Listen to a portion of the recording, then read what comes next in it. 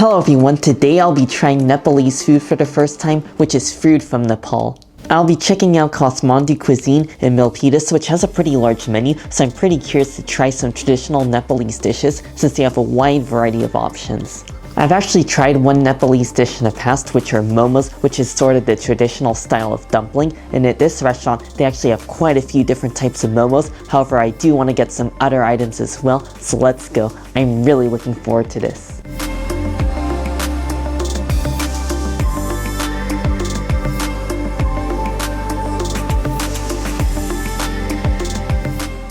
I just made it here to Kathmandu Cuisine, and I really love the design in here because they have so many different traditional Nepali artifacts. Like they have masks here as well as lanterns, and it just really feels like the authentic Nepali experience. The first item I ordered is an appetizer, and this is pretty substantial. This really feels like more of an entree. This is the buff chili, which is dried water buffalo meat, so it's almost like a jerky, and then it is covered in a spicy chili sauce and stir-fried with some bell peppers and onions, and on the menu it said it's very spicy, so I am a little bit scared of this. Alright, here we go. I'm gonna get a bite of this water buffalo as well as the onion and bell pepper. And it definitely smells spicy. It sort of has this curry scent to it, and I kind of get this burning sensation in my nose.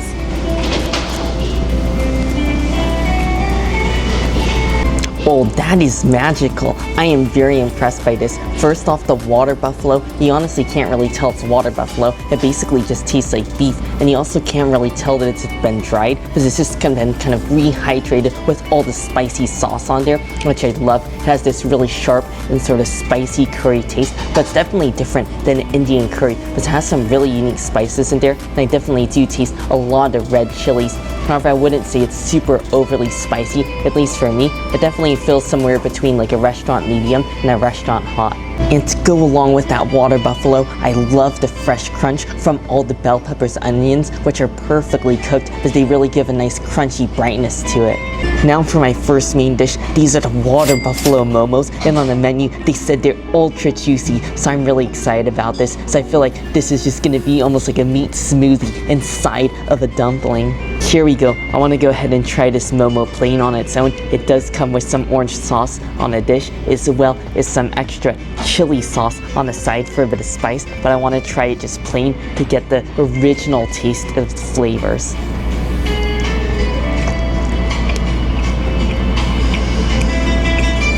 Wow, that is almost indescribable. I've never had a dumpling like this before. I mean, the outside is really nice and thin and chewy, and then the inside is almost like a Chinese soup dumpling. It's just so explosively juicy. It's almost like you're drinking the meat, and the flavor of the water buffalo is really unique as well because it has a very strong and intense natural sweetness to it, which is also complemented by the cabbage that's in there, which adds a little bit of crunch just to spice things up. And I'm also tasting all sorts of different unique spices I've never tried before, which just add this delicious aroma as you bite into it. Now I'm gonna go ahead and add on some of this orange sauce on the side that looks maybe like some sort of curry sauce. Alright, here we go, momo with this sauce on the side.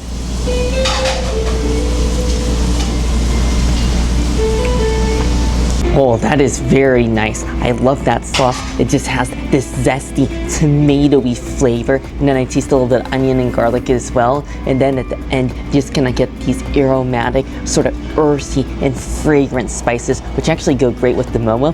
But it's hard for me to decide whether I like it plain or with the sauce. I feel like I could have a bite of it plain and then a bite with the sauce. But now I gotta try it with this chili sauce, which the waiter told me is made mostly out of chilies, so it looks pretty fiery red and spicy.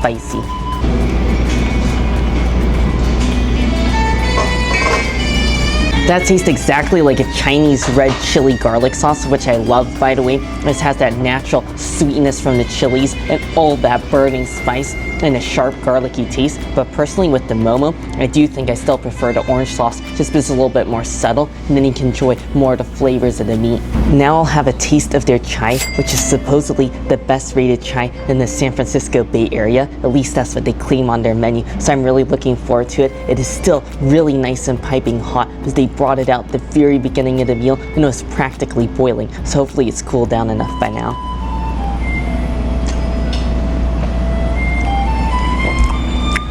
Oh, that is a wonderful chai. Chai is one of my favorite tea drinks. In the beginning, I get this sort of milky sweet flavor, and then you get a strong bitterness from the tea, as well as all the other wonderful spices that make this up. I mean, I taste all the cardamom and cinnamon, and it's just so fragrant, and I love that it's not overly sweet. It's just really pleasant to have a hot, sweet drink to go with some of the more rich flavors of this food. Next, I'll be trying their chicken chow mein, and this is not your typical American Chinese style chicken chow mein. These are what they call Hakka noodles, and apparently this is a Nepali style dish, so these definitely look like these really thin egg noodles mixed in with a little bit of chicken as well as some veggies. And it has a really interesting smell to it. It smells slightly smoky and a little bit sweet.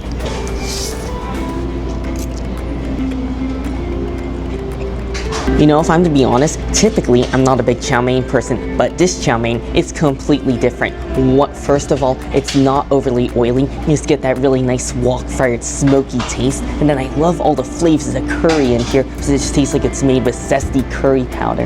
I also love all the tender pieces of chicken in there, and it actually is not overly sweet compared to the way I first thought by smelling it. You just get a very light, natural sweetness from the red bell peppers that are in there. So that is a dish I highly recommend if you enjoy your noodle dishes.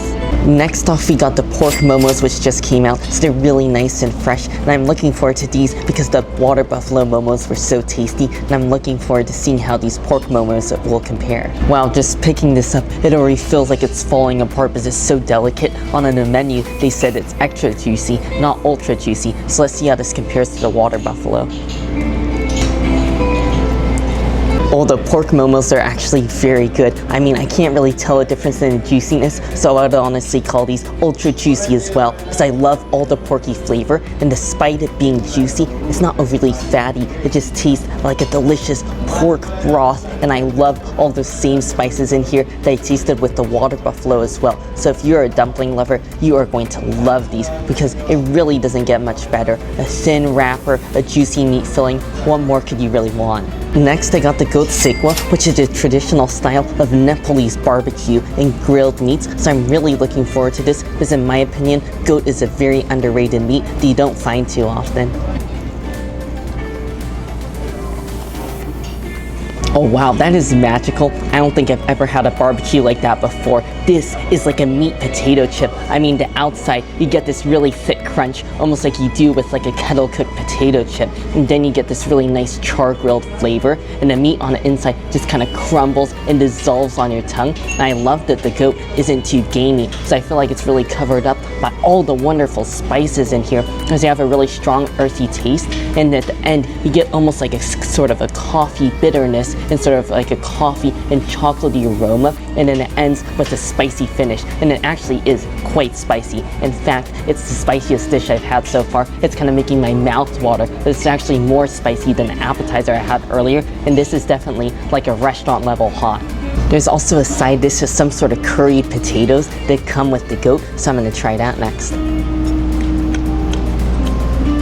Oh wow, that's one of the most interesting potato salads I ever had, because I feel like it's sort of like a Nepalese style potato salad. So I get a sharp taste of vinegar, and then I get this sort of fresh, zesty taste of maybe some cucumbers. It's also served with a little bit of lemon, and then at the end you get all these curry flavors, and it actually tastes quite spicy, and I think it's even spicier than the goat. And I feel like my mouth right now is just on fire. In fact, I gotta get some water with that.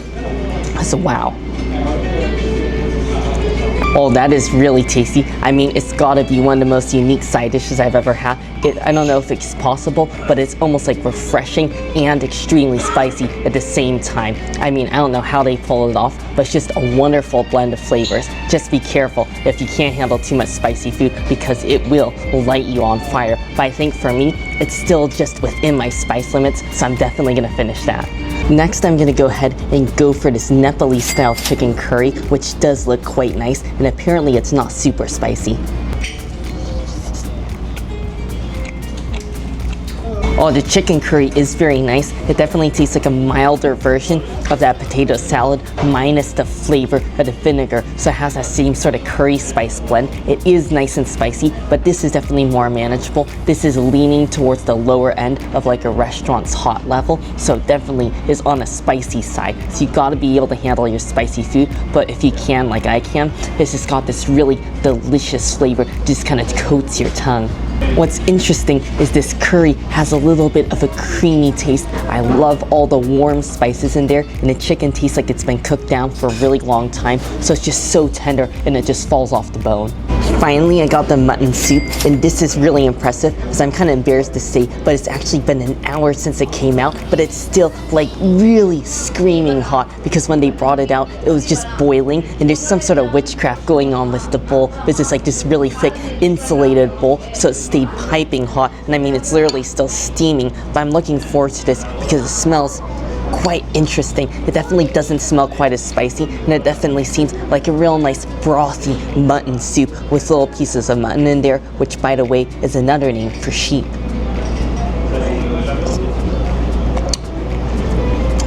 Wow, this is just unbelievable. I've never had mutton soup before, but this is just over the top addicting. I mean, this has gotta be the best dish of the meal so far, and that is a really hard thing to say when everything else has been so delicious. First off, the mutton in there is the most tender piece of meat in this meal. I mean, it literally tastes like it's been boiling for a couple of days straight because it is just tender and falls apart in your mouth. I mean, it's so tender an infant could eat it, and I love that it doesn't taste overly gamey either. And then the best part of it is the broth, which has a very mildly spicy taste, but the main thing I taste is just the mutton stock, which just tastes like meaty goodness. I mean, this is like meat candy. It's just so creamy, and it has a really rich and buttery and fatty taste, all from all the mutton bones this has been cooked down in this broth. And I mean, this is just like the most comforting thing to eat on a cold day. I mean, even though today is a hot summer day in August, this is still a really delicious dish that I can't get enough of. This was a fantastic first time trying Nepalese food here at Kathmandu Cuisine because I love the variety of all these unique dishes that I've never tried before. If you really love bold, spicy, and intense flavors, this is definitely a must try because it will leave your taste buds delighted and you'll be happy just for days afterwards you got to experience such a delicious meal. As always, I really hope you all enjoyed the video. Make sure if you did to give a like, and also make sure to subscribe, and I'll see you in the next one.